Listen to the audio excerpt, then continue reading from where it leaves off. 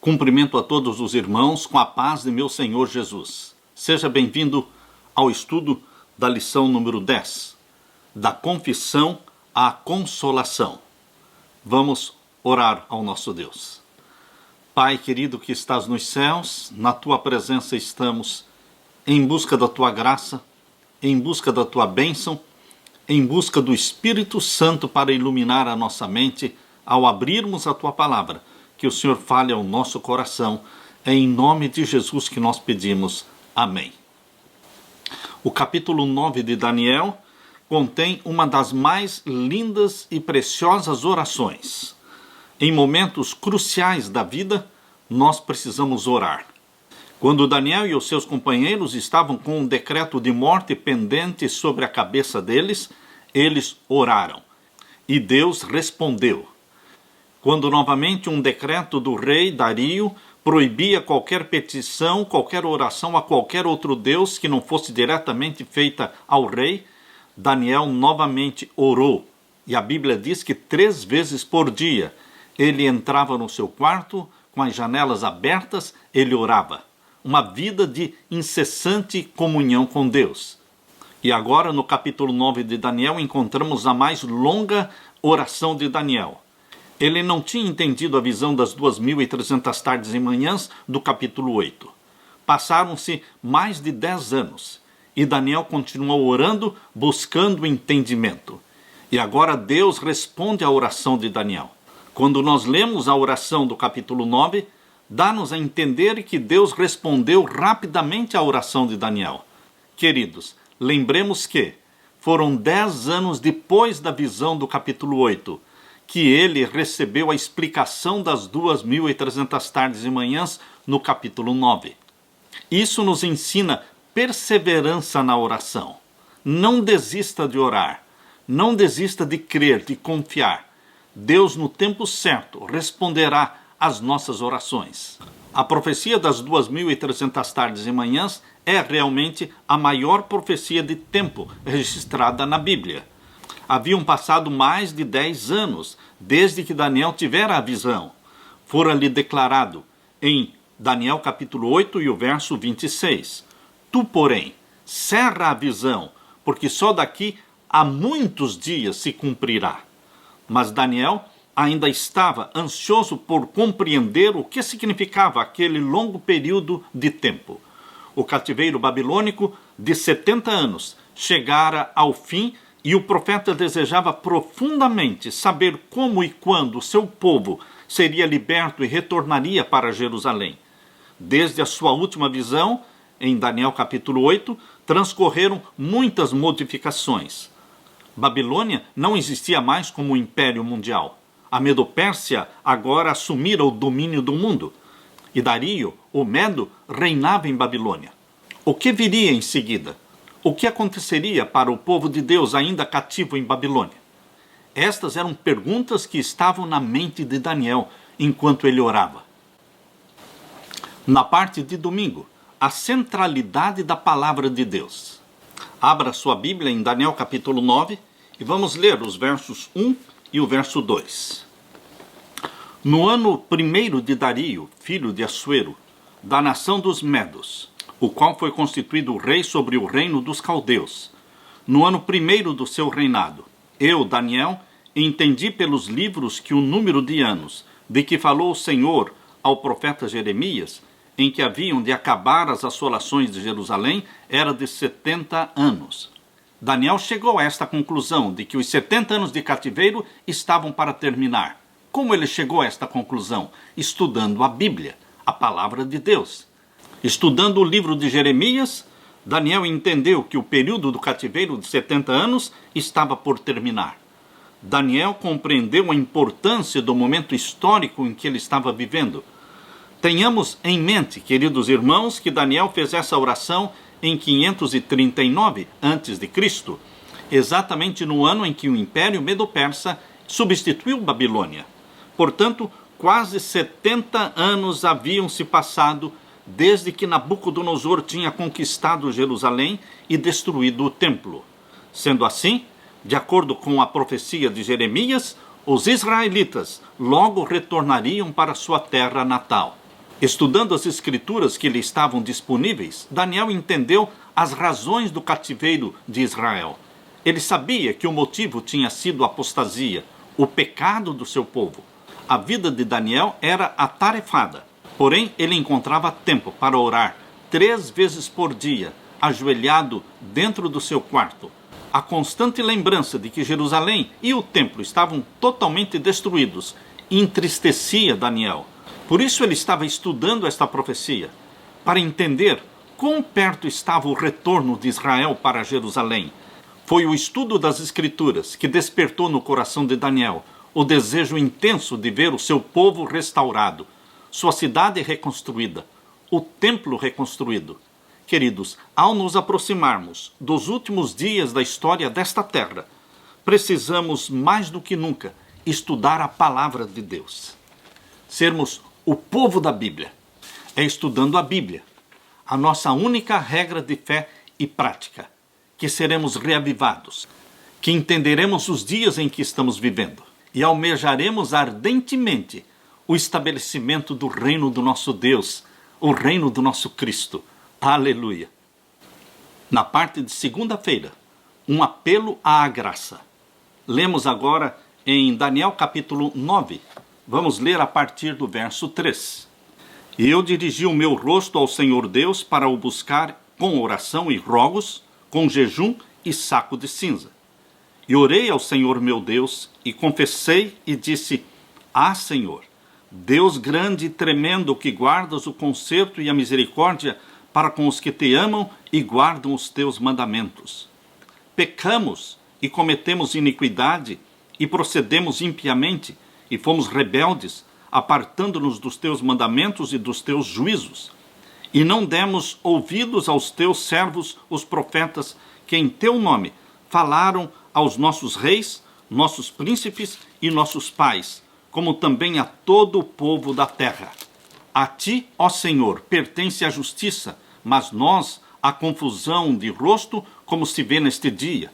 Aos homens de Judá e aos moradores de Jerusalém, e a todo Israel, aos de perto e aos de longe, em todas as terras por onde os tens lançado por causa da sua prevaricação, com que prevaricaram contra ti. Nesta oração de Daniel, em nenhum momento ele pede explicação para a calamidade do seu povo.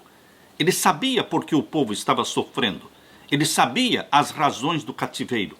A última vez que vimos Daniel necessitando compreender alguma coisa foi no capítulo 8, quando ele falou sobre as 2.300 tardes e manhãs. Ele não entendeu. Essa oração de Daniel é um apelo à graça de Deus, à sua disposição de perdoar o seu povo, mesmo que tivesse pecado e feito mal. Por isso Daniel orou. No capítulo 9, verso 18, diz: Inclina, ó Deus meu, os teus ouvidos e ouve, abre os teus olhos e olha para a nossa desolação e para a cidade que é chamada pelo teu nome, porque não lançamos as nossas súplicas perante a tua face, fiados ou confiados em nossas justiças, mas em tuas muitas misericórdias. Daniel tinha esperança na graça e na misericórdia de Deus.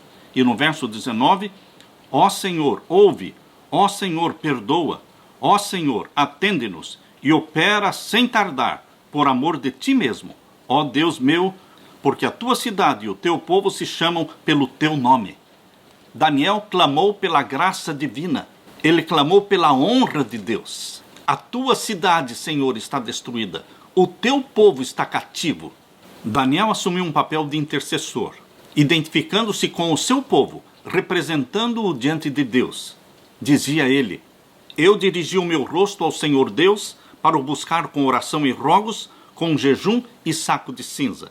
Pecamos e cometemos iniquidade, e fomos rebeldes, e não obedecemos à voz do Senhor, nosso Deus, para andarmos nas suas leis. Agora, pois, ouve, ó Deus, ouve a oração do teu servo e as suas súplicas. Não lançamos as nossas súplicas perante a tua face, fiados em nossas justiças, mas em tuas muitas misericórdias. Daniel se identificou com a pecaminosidade do povo, como se ele próprio fosse culpado de todos aqueles pecados. Ó Senhor, ouve, ó Senhor, perdoa-nos, atende-nos e opera sem tardar, por amor de ti mesmo. Daniel identificou-se com a condição do povo de Deus como um todo, como Cristo também fez por nós. Moisés também no deserto se identificou com a pecaminosidade do povo, pedindo que Deus perdoasse o povo, ou então riscasse o seu próprio nome do livro da vida. Tanto Moisés como Daniel assumiram a mesma posição de Jesus Cristo, nosso intercessor. Nós não podemos olhar para a apostasia do povo de Deus de forma indiferente. Não podemos ver a mornidão de Laodiceia e cruzar os braços e dizer que está tudo bem. Não, queridos, não está tudo bem. A Bíblia diz em Ezequiel capítulo 9, que aqueles que receberão o selo de Deus serão aqueles que gemem, que choram por causa da iniquidade do povo de Deus. Nós precisamos ter o mesmo espírito de intercessão de Daniel, de Moisés, de Jesus. Se existe algo que você pode confiar, meu irmão, é na graça divina. Deus quer restaurar o seu povo, Deus quer reavivar a sua igreja. Deus deseja derramar o Espírito Santo sobre a sua igreja.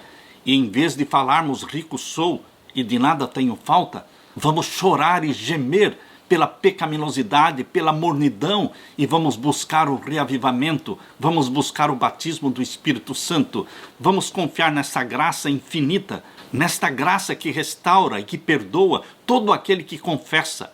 Quando eu leio a oração de Daniel e vejo a angústia de Daniel, chorando e clamando e confessando, eu não posso imaginar que existiam muitos milhares de israelitas orando da mesma forma. Não, queridos. A maioria dos israelitas cativos estavam tranquilos vivendo em Babilônia. Se acostumaram com Babilônia. Eles não estavam nem pensando em retornar para Jerusalém e não retornaram para Jerusalém, mesmo quando receberam a ordem para retornar. Queridos, hoje a Igreja de Deus pode estar muito bem confortável com Babilônia. Pode não estar sonhando com a nova Jerusalém, com o céu, com a nova terra, com a volta de Jesus, mas Deus tem um remanescente, representado aqui por Daniel. E também você está sendo convidado para fazer parte deste remanescente, que ora, que chora, que intercede, que geme, e quer ver o reino do nosso Senhor Jesus Cristo implantado, quer ver o nome de Deus glorificado, a justiça e o caráter de Deus reivindicados. Queridos, vamos nos unir em oração, vamos fazer parte deste remanescente fiel que não se acomoda, que não se conforma com a apostasia generalizada.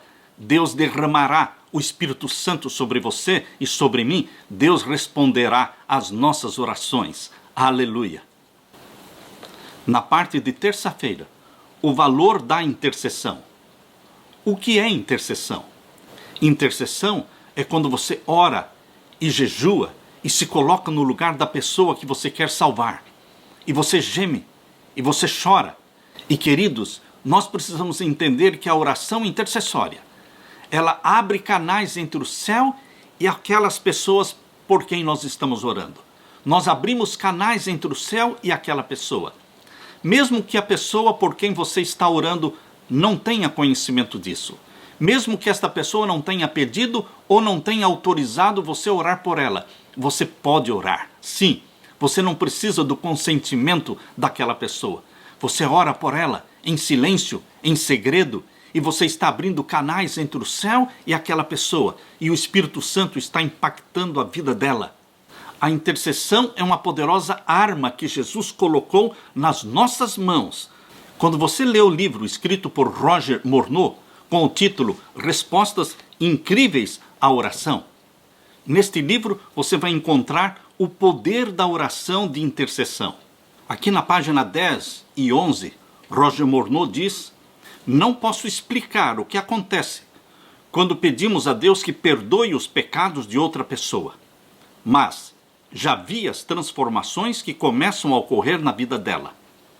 Queridos, nós não precisamos entender o que acontece quando nós estamos pedindo perdão para os pecados de outras pessoas que nem mesmo confessaram os seus pecados. E nós estamos em nossas orações e intercessões, estamos pedindo perdão para elas. O que acontece? Nós não sabemos o que acontece.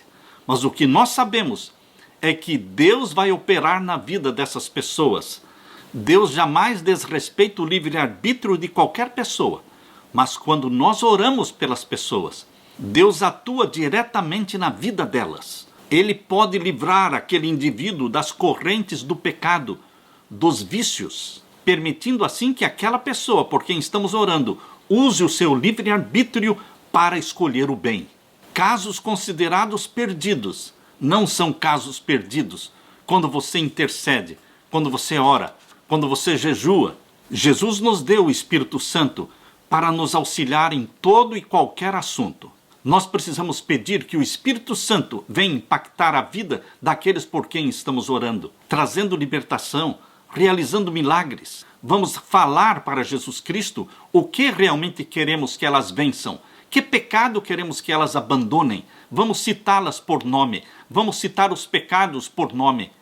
Precisamos todas as manhãs acordar mais cedo e dedicar 10, 15, 20 minutos, 30 minutos para intercedermos pelas pessoas que queremos salvar. Nós lemos no livro Parábolas de Jesus, na página 384, que a perfeição do caráter cristão é alcançada quando o impulso de auxiliar e abençoar os outros brota constantemente do íntimo. Queridos, esse desejo de ser uma bênção na vida dos outros, esse desejo de salvar as pessoas, isso deve brotar espontaneamente do nosso íntimo. Isto é prova de que o nosso caráter está sendo aperfeiçoado à semelhança do caráter de Jesus. Ao orarmos por membros da nossa família e por amigos, nós devemos ter a certeza de que o Espírito Santo vai abrir canais entre o céu e aquela pessoa e vai atuar na vida delas. E você pode dizer, mas pastor, elas têm o livre-arbítrio para aceitar ou não? Sim, queridos, mas nós também temos o livre-arbítrio para orar por estas pessoas ou não. E nós decidimos orar, orar sem cessar, jejuar por elas e nunca desistir. E se nós morrermos, quem vai continuar esta oração? Jesus Cristo. As nossas orações não morrem. Nós podemos morrer, mas não as nossas orações. Jesus continuará fazendo estas orações, intercedendo e atuando na vida destas pessoas. Foi assim que aconteceu com Saulo. Estevão morreu, mas a oração de Estevão não morreu. E esta oração de Estevão foi tomada por Jesus Cristo, que continuou trabalhando no coração de Saulo até que ele se rendeu a Jesus Cristo e se tornou o grande apóstolo dos gentios. Através das orações de intercessão, nós vamos provar para o mundo todo que o nosso Deus é o Deus dos impossíveis. Ele não somente muda o curso da história, mas ele também muda o curso da vida das pessoas por quem oramos. Oremos sem cessar, provando que ele é o Deus dos impossíveis. Na parte de quarta-feira, a obra do Messias. Abra sua Bíblia em Daniel capítulo 9 e vamos ler a partir do verso 20. Estando eu ainda falando e orando e confessando o meu pecado e o pecado do meu povo Israel, e lançando a minha súplica perante a face do Senhor, meu Deus, pelo monte santo do meu Deus, estando eu, digo, ainda falando na oração, o varão Gabriel, que eu tinha visto na minha visão no princípio, veio voando rapidamente e tocou-me a hora do sacrifício da tarde. Queridos, quando nós lemos estes dois versos, onde Daniel deu a ênfase de que, estando ele ainda falando na oração, duas vezes ele repetiu a mesma frase, dá-nos assim a entender de que a oração de Daniel foi respondida rapidamente. Sim, ela foi respondida rapidamente, mas lembre-se que por mais de 10 anos ele não tinha entendido a visão das 2.300 tardes e manhãs. E quando você lê aqui no capítulo 9, verso 21, estando eu ainda, digo, falando na minha oração, o varão Gabriel, que eu tinha visto na minha visão no princípio. A palavra hebraica aqui para visão é razon. Razon é a palavra hebraica para a visão geral do capítulo 8, onde apareceu o carneiro com 2 chifres e então o bode com um chifre. Queridos, esta visão geral é definida pela palavra hebraica razon. Porém, queridos, quando o anjo Gabriel chegou para Daniel para explicar a visão, o anjo não usou a palavra hebraica razon. Por quê? Porque Daniel entendeu a visão do carneiro e do bode. Porque Deus deu a visão e deu a explicação. Porém, Daniel não entendeu a visão das 2.300 tardes e manhãs. E Deus usa uma palavra hebraica específica para a visão das 2.300 tardes e manhãs. E a palavra é maré. Maré é a palavra hebraica para a visão das 2.300 tardes e manhãs. Quando o anjo Gabriel apareceu para Daniel, aqui no capítulo 9 e no verso 23, diz assim: no princípio das tuas súplicas saiu a ordem, e eu vim para te declarar, porque és muito amado. Toma, pois, bem sentido na palavra e entende a visão. A palavra visão usada pelo anjo Gabriel aqui não é razão. A palavra hebraica usada pelo anjo é maré, a visão específica das 2.300 tardes e manhãs. Aqui em Daniel 9, verso 24, o anjo Gabriel explicou: 70 semanas estão determinadas sobre o teu povo e sobre a tua santa cidade, para extinguir a transgressão e dar fim aos pecados, e para expiar a iniquidade e trazer a justiça eterna, e selar a visão e a profecia, e para ungir o santo dos santos. Queridos, o anjo Gabriel, ao iniciar a explicação das 2.300 tardes e manhãs, deixou claro de que este longo período de 2.300 anos seria dividido em duas partes. Primeiramente, 70 semanas. 70 semanas, anos, que são 490 anos. 70 vezes 7 são 490 dias proféticos. 490 anos. Estas 70 semanas seriam separadas especificamente para o povo de Daniel, o povo de Israel. E durante este período dos 490 anos, o que Deus faria? O verso 24 menciona 6 aspectos, 6 propósitos. Primeiro, cessar a transgressão. O que significa cessar a transgressão? Através do sacrifício de Jesus Cristo na cruz, Jesus Cristo reconciliaria o pecador com Deus. Em segundo lugar, aqui diz que Jesus daria fim aos pecados. Ele tomaria sobre si os nossos pecados. Em terceiro lugar, ele expiaria a iniquidade. Jesus é a nossa expiação. Expiação se refere à morte substituta de um animal no lugar do pecador. Em vez do pecador morrer, um animal morria no lugar dele. Jesus Cristo é o Cordeiro de Deus que tira o pecado do mundo. Ele veio para morrer no seu lugar e no meu lugar. Uma morte expiatória, uma morte substitutiva, uma morte que nos perdoaria os pecados e nos purificaria dos nossos pecados. Por isso aqui diz que ele viria para expiar a iniquidade. E em quarto lugar, aqui diz que ele viria para trazer a justiça eterna. Por quê? Porque Jesus Cristo é a nossa justiça. É nele que somos justificados pela fé. E em quinto lugar, aqui diz que Jesus Cristo viria para selar a visão e a profecia. Queridos, a ideia de selar aqui não tem o significado de encerrar, mas de confirmar, ratificar. Estas 70 semanas seria o selo da profecia das 2.300 tardes e manhãs. Porque através destas 70 semanas, especificamente a 70ª semana, a última, selaria a visão. Por quê? Provaria matematicamente, de forma irrefutável, de que Jesus Cristo é o Messias, é o Cordeiro de Deus, e que a visão histórica e matematicamente, a visão está correta. Isto é provado através da 70ª semana, porque foi ali que tudo aconteceu. O batismo de Jesus Cristo, a morte de Jesus Cristo e o final dos 490 anos. E por fim, queridos, no finalzinho do verso 24 diz assim: ele veio para ungir o Santo dos Santos. O Santo dos Santos mencionados aqui na profecia se refere ao Santíssimo do Santuário Celestial. Exatamente. Jesus Cristo morreria pelo pecador, ressuscitaria e subiria para o céu. Ele seria entronizado no céu. E ele ungiria o santuário celestial. Queridos, o santuário terrestre teve que ser ungido antes de ser usado. É assim que nós lemos em Êxodo capítulo 40, verso 9, que Moisés teve que ungir todo o santuário, desde o pátio, o lugar santo e o santíssimo, antes de ser usado.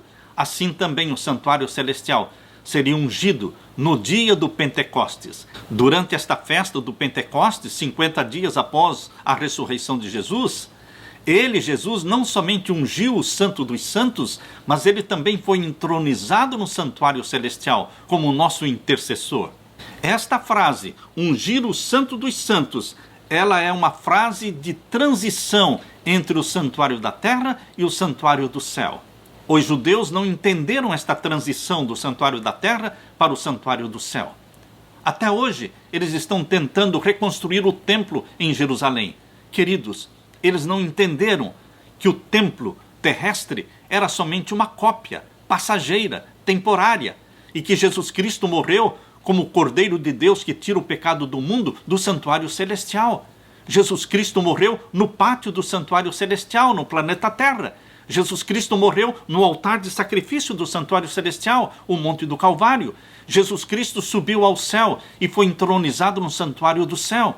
E lá ele intercede por nós. Não precisamos reconstruir o santuário na terra, porque aquilo era uma cópia passageira. Nós temos que valorizar, nós temos que voltar os nossos olhos para o santuário do céu, onde Jesus Cristo está sentado à direita do Pai, intercedendo por você e por mim. A chave para entender a doutrina do santuário foi introduzida aqui no Velho Testamento, exatamente em Daniel capítulo 9, verso 24, quando Deus disse para ungir o Santo dos Santos. Os eventos messiânicos da 70ª semana unem o passado com o futuro, o santuário da terra com o santuário do céu, o terrestre com o celestial, o temporal com o eterno. A unção do santuário celestial ocorreu especificamente 50 dias após a ressurreição de Jesus Cristo, no dia do Pentecostes. Ali Jesus Cristo foi entronizado como nosso sacerdote segundo a ordem de Melquisedeque. Na parte de quinta-feira, o calendário profético. Convido você para ler agora Daniel 9 e o verso 25. Sabe e entende que desde a saída da ordem para restaurar e para edificar Jerusalém, até ao Messias, o príncipe, 7 semanas e 62 semanas, as ruas e as tranqueiras se reedificarão, mas em tempos angustiosos. Deus, de forma didática, deu ordem para o anjo Gabriel explicar a visão das 2.300 tardes e manhãs para o profeta Daniel. E Deus começou a explicação usando, primeiramente, o período das 70 semanas, 490 anos. Deus deu aqui no verso 25 a data inicial da profecia das 2.300 tardes e manhãs. Porém, Deus começa explicando, primeiramente, os primeiros 490 anos. Por isso Deus diz, sabe e entende, Daniel. Desde a saída da ordem para restaurar e para edificar Jerusalém. Quando Deus deu a visão para Daniel, Jerusalém estava destruída. Então Deus disse, vai sair uma ordem para restaurar Jerusalém. E a data desta ordem para restaurar Jerusalém é a data inicial para as 2.300 tardes e manhãs, a data inicial para os primeiros 490 anos. Queridos, nós precisamos saber qual foi a data, qual foi o ano em que saiu a ordem para restaurar e reedificar Jerusalém. Quando você abre a Bíblia em Esdras capítulo 6 e o verso 14.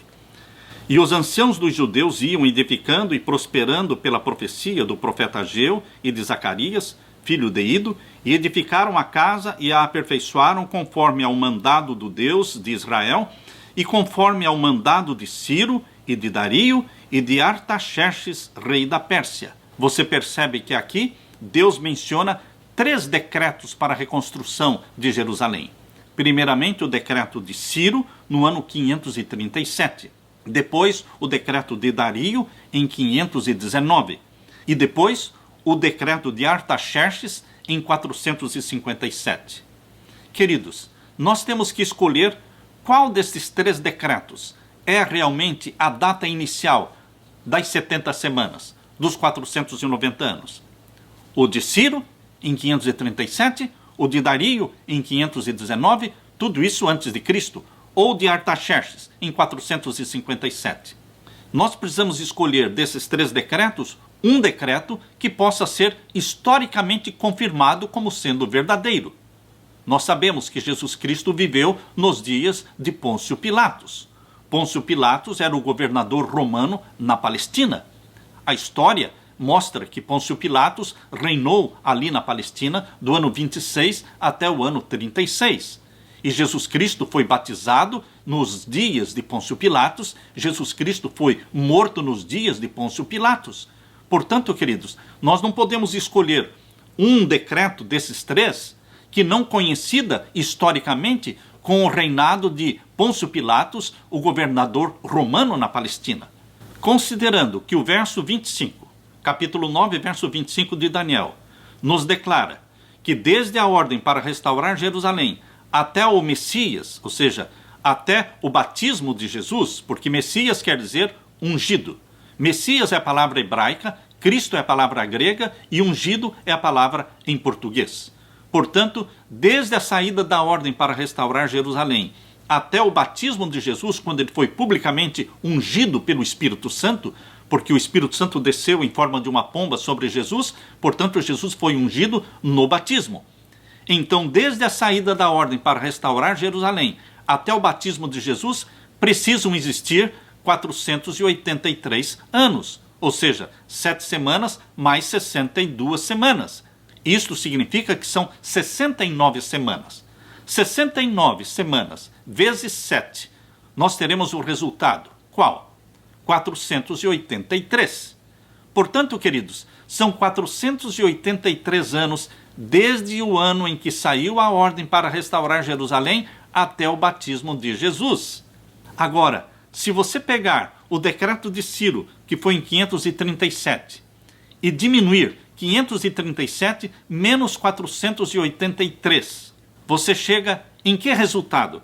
Então fica provado, queridos, que este primeiro decreto de Ciro não é a data inicial para as 2.300 tardes e manhãs, não é a data inicial para as 70 semanas, os 490 anos.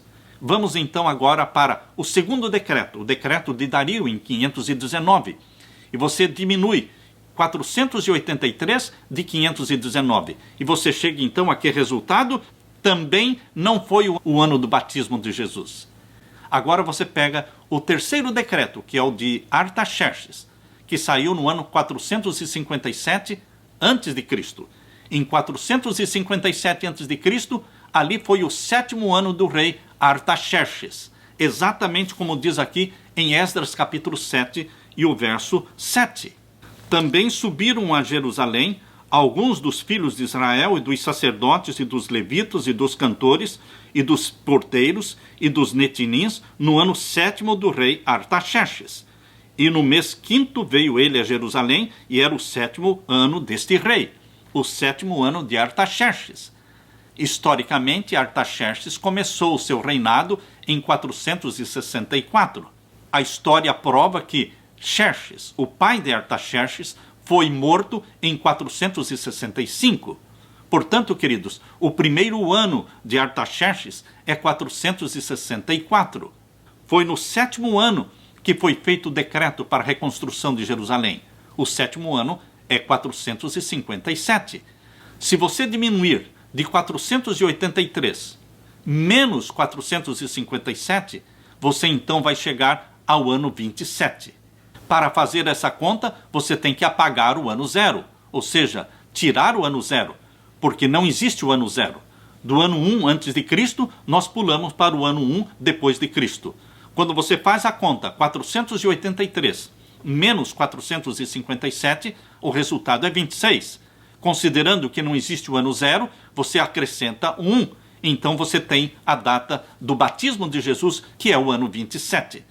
Queridos, o único decreto que pode ser historicamente provado como verdadeiro para o início das 2.300 tardes e manhãs e para o início das 70 semanas é o decreto de Artaxerxes, em 457. Lembre-se que antes de Cristo os anos decresciam. 457, 456, 455, veio até chegar no ano 1 antes de Cristo. E então pula para o ano 1 depois de Cristo. E você vai chegar então até o ano 27 depois de Cristo, o ano do batismo de Jesus. Será que Jesus foi realmente batizado no ano 27? Abra sua Bíblia e vamos ler em Lucas capítulo 3. Lucas capítulo 3 e o verso 1. Aqui nós lemos em Lucas capítulo 3, verso 1 em diante. E no ano 15 do império de Tibério César, sendo Pôncio Pilatos presidente da Judéia, Herodes, tetrarca da Galileia, e seu irmão Filipe, tetrarca da Itureia e da província de Traconides, e Lisânias, tetrarca de Abilene, sendo Anás e Caifás, sumos sacerdotes, veio no deserto a palavra de Deus a João, filho de Zacarias, e percorreu toda a terra ao redor do Jordão, pregando o batismo de arrependimento para o perdão dos pecados. João Batista começou a batizar as pessoas no ano 15 do império de Tibério César. Queridos, a história prova que Tibério César começou a reinar no ano 12 depois de Cristo. E aqui diz que João Batista começou a batizar no ano 15 do império de Tibério César. Quando você soma 12 mais 15, são 27. 27 é o ano em que João Batista estava batizando no Rio Jordão. É o ano em que Jesus Cristo foi batizado. Lucas capítulo 3, verso 1 até o verso 3, confirma, queridos, que realmente o decreto que dá início à reconstrução de Jerusalém e início às 2.300 tardes e manhãs é o decreto de Artaxerxes em 457. E diminuindo daí 483, nós vamos chegar ao ano 27. Outro fator histórico, queridos, aqui no capítulo 3 de Lucas, verso 2, diz que quando Jesus Cristo foi batizado, quando ele exerceu o ministério dele na terra, quem era o sumo sacerdote? No capítulo 3, verso 2, diz, sendo Anás e Caifás sumos sacerdotes. Exatamente, queridos, Anás e Caifás eram os sumos sacerdotes. E quando você investiga a história dos judeus, você vai descobrir que Anás foi sumo sacerdote do ano 6 ao ano 14 depois de Cristo, e Caifás foi sumo sacerdote do ano 18 até o ano 36 depois de Cristo.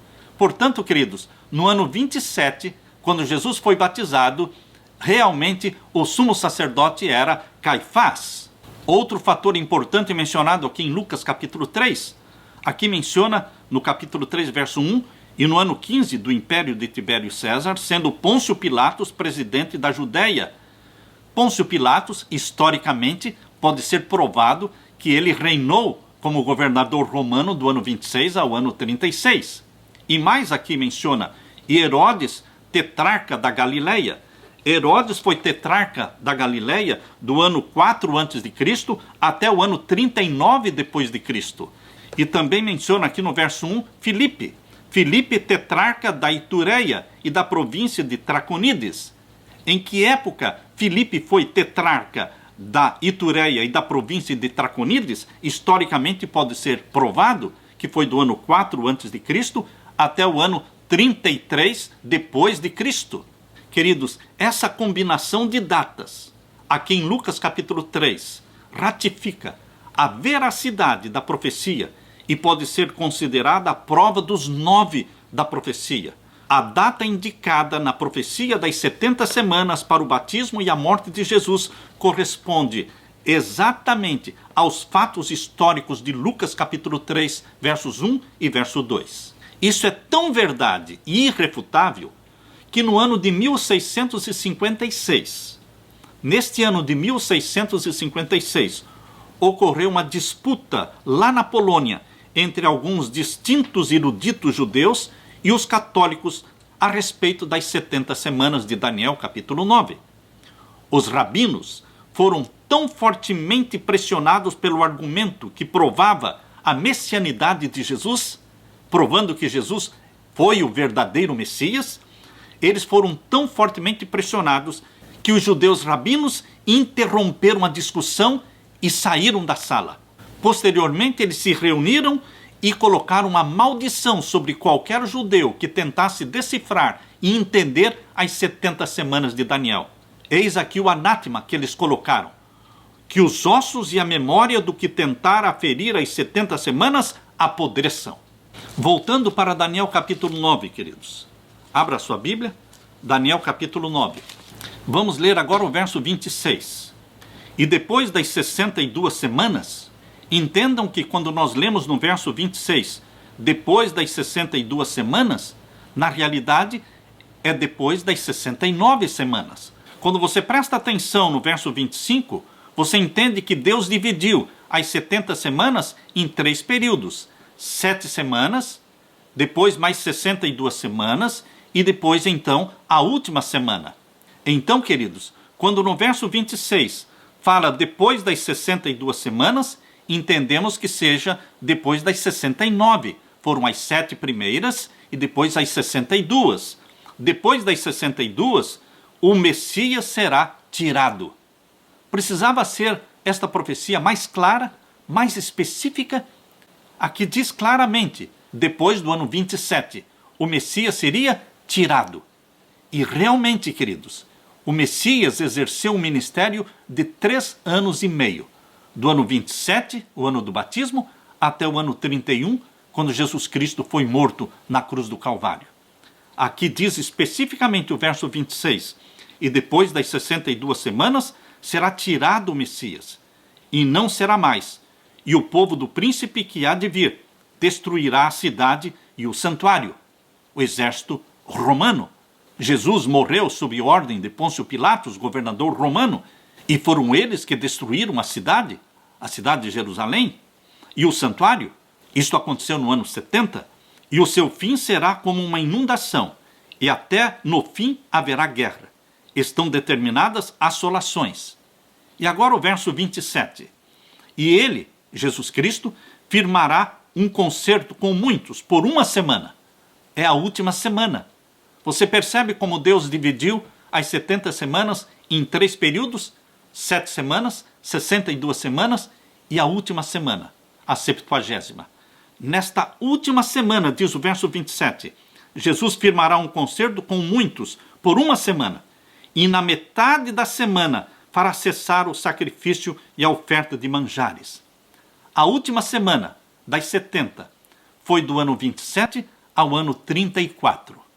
Jesus morreria na metade da última semana. Que ano seria? O ano 31. E que ano Jesus Cristo morreu? Exatamente no ano 31. Jesus morreu no dia 14 de Nisan. Nisan é o primeiro mês do calendário judeu. Jesus morreu no dia 14 de Nisan, do ano 31. Queridos, esta profecia prova de que Jesus Cristo é o Messias. Jesus Cristo é o Salvador do mundo. Mas a profecia não acabou com a morte de Jesus, no ano 31. A última semana vai até o ano 34. Eram mais 3 anos e meio até chegar no ano 34. E no ano 34, quando acabaram os 490 anos, o que aconteceu? Ali começou a conversão do apóstolo dos gentios. Foi ali no ano 34 que Estevão foi apedrejado e foi morto. E ele orou enquanto estava sendo apedrejado. E a oração de Estevão entrou nos ouvidos de Saulo e nunca mais saíram da mente dele, até que ele se converteu a Jesus Cristo e se tornou apóstolo dos gentios. Queridos, no ano 34, acabaram os 490 anos, terminaram as 70 semanas, e então o evangelho começou a ser pregado para os gentios, pelo apóstolo dos gentios. No ano 34, terminou o período que Deus separou para Israel como nação escolhida. Agora, do ano 34 para frente, qualquer israelita que quiser se salvar, pode se salvar, aceitando a Jesus como Salvador. Porém, a nação de Israel não é mais a nação escolhida. O Israel escolhido de Deus é o Israel espiritual do Novo Testamento. Todo aquele que aceita Jesus como Salvador. Aleluia! Queridos, os 490 anos nos levam, portanto, desde o ano 457 a.C. até o ano 34 depois de Cristo. Mas ainda restam 1810 anos para completarmos os 2300 anos. Quando você faz a conta, 2300 menos 490, o resultado é 1810. Se os 490 anos terminaram no ano 34, você soma ao ano 34, você soma 1810. E você chegará então a 1844. Aleluia! O que aconteceu em 1844? Lá no céu começou o juízo celestial. E aqui na terra, o que iniciou aqui em 1844? Deus fez nascer um movimento profético mundial que passou pelo grande desapontamento profetizado em Apocalipse capítulo 10. Aquela profecia de Apocalipse 10, quando Jesus Cristo falou para João: pega o livrinho e come, ele será doce na tua boca e amargo no teu ventre. Ali a decepção, queridos, que os adventistas mileritas passaram em 1844, quando para o dia 22 de outubro de 1844, eles estavam esperando a volta de Jesus, mas não era a volta de Jesus, era o início do juízo celestial. 1844 é uma data no calendário profético de Deus, que marca o início do juízo celestial e marca o início da pregação do Evangelho eterno. Apocalipse capítulo 14, verso 6 em diante, a pregação do Evangelho eterno. Queridos, o Evangelho eterno é aquele que mostra Jesus Cristo não só como Salvador nosso, mas também como juiz nosso. É ele que se assenta no trono como juiz e nos julga. Por isso, João capítulo 5, verso 22, diz que o Pai não julga a ninguém, mas deu ao Filho o poder de julgar, porque ele é o Filho do homem. Queridos, em 1844, acontecem as cenas registradas em Apocalipse capítulo 5. Apocalipse 5 mostra o Pai assentado no trono com um livro selado com 7 selos na mão, mas ele, o Pai, não pode abrir. Não pode abrir. Quem pode oficiar o juízo celestial? Somente um ser humano. Um ser humano que se chama Jesus Cristo. Ele encarnou. Ele é o Deus que se tornou carne, se tornou um de nós. Ele morreu como o Cordeiro de Deus que tira o pecado do mundo, ressuscitou, subiu ao céu. Ele é o leão da tribo de Judá, porque o leão da tribo de Judá é um nome que se aplica a Jesus Cristo como juiz, aquele que julga. É ele que recebe o livro da mão do Pai. Apocalipse capítulo 5, verso 7. Jesus Cristo recebe o livro selado com 7 selos da mão do Pai.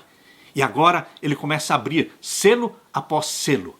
O livro selado de Daniel, a parte selada do livro de Daniel, que Daniel não entendeu, é exatamente aquela que diz respeito às 2.300 tardes e manhãs ao juízo celestial, que teria início em 1844.